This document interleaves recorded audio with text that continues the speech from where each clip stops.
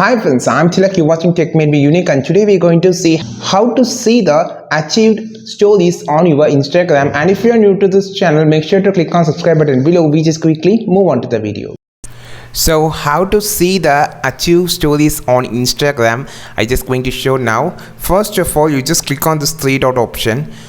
So here you will see a lot of options, but you just want to click on the achieve option. So here there will be a option on the top called post achieve. Just click on this option. You will see you can just change to stories achieve. Just click on the story achieve. Now you can find the achieves of the stories.